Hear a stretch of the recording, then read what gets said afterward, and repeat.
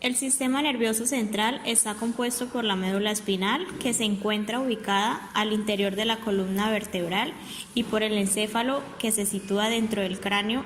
Es ahí donde se encuentra la corteza cerebral, de la cual vamos a hablar en detalle y a continuación. La corteza cerebral es el tejido nervioso que cubre la superficie de los hemisferios cerebrales. Es aquí donde ocurren la percepción, la imaginación, el pensamiento, el juicio y la decisión. Estos hemisferios se dividen en el hemisferio izquierdo y derecho. El hemisferio izquierdo controla el razonamiento, el lenguaje hablado y escrito, la habilidad científica, la habilidad numérica y el control y manejo de la mano derecha. El hemisferio derecho controla la intuición, la imaginación, el sentido artístico y musical, la percepción tridimensional y el control de la mano.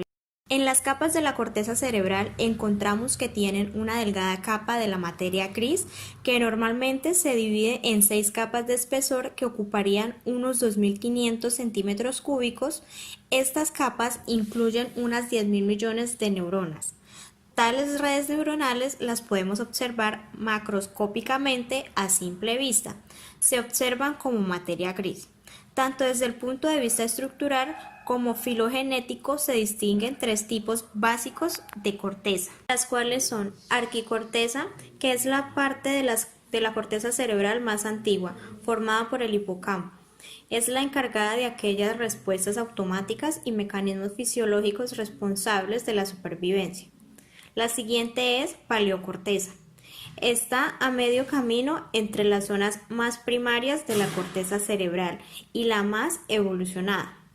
Esta clase de corteza alberga las terminaciones de las vías olfatorias, encontrándose aquí el cerebro olfatorio de las personas.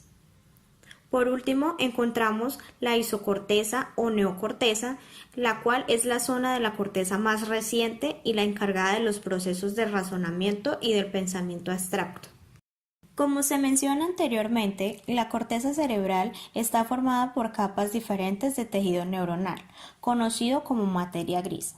Cada una de estas capas posee una especialización funcional diferente y ha sido originada en un momento de la evolución humana.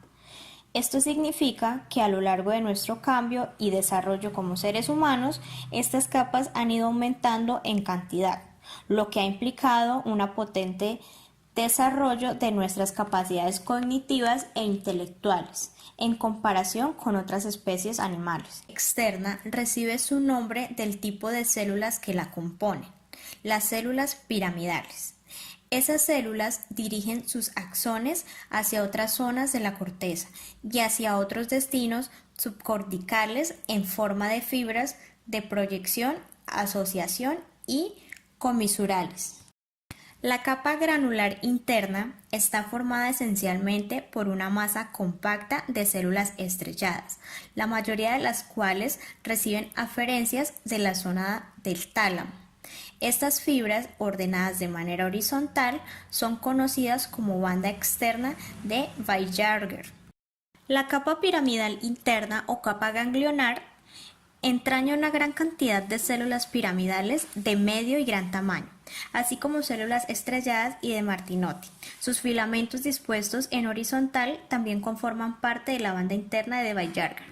La capa multiforme o polimórfica. La última de estas capas es la formada por células de tipo fusiforme, las cuales derivan la información a la corteza, al tálamo y a los núcleos estriados. Además, también incluye células piramidales de cuerpo triangular u ovoide. En el caso de los seres humanos, es el componente anatómico del cerebro más reciente en términos evolutivos. Todas las estructuras subcorticales ubicadas en las partes internas y no visibles del cerebro poseen mayor tiempo de permanencia en nuestra especie. Sin embargo, el hecho de que sean las partes más antiguas no significa que sean menos útiles con relación a la neocorteza, sino al contrario, todas las regiones subcorticales son las responsables de la vida anímica y emocional de cada uno de nosotros. Básicamente, en la corteza cerebral podemos localizar 7 tipos básicos de neuronas.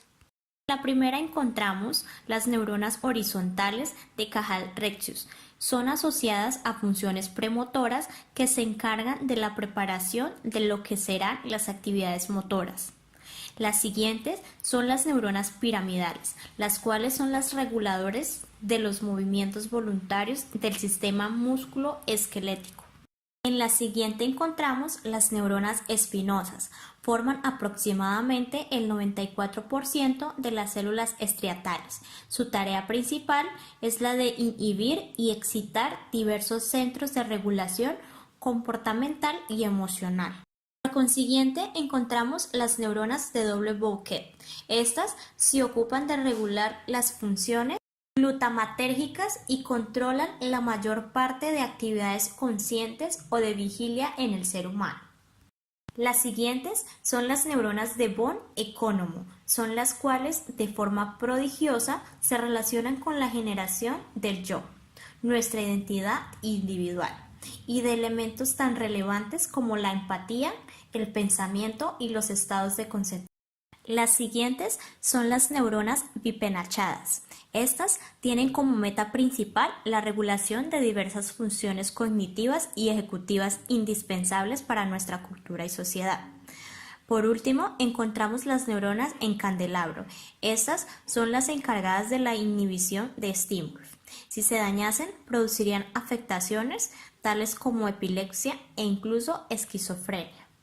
De esta manera finalizamos con el tema de la corteza cerebral. Gracias por su atención prestada.